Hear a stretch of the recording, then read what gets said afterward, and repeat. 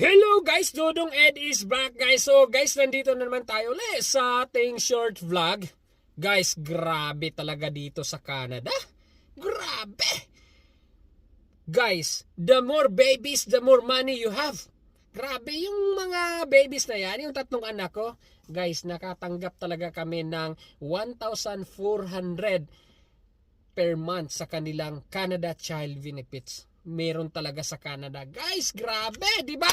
Oops, guys. Don't get me wrong. Okay, don't get me wrong. Why? Alam nyo na, guys, maraming mangungutang na naman dyan kasi may pera. No, guys. Yung pera na yan, wala po kaming nahahawakan yan. Nilagay po namin sa kanilang educational plan at saka insurance. Sa kanila yan, guys. We never touch that money. Okay? So, once we receive the money, directly going to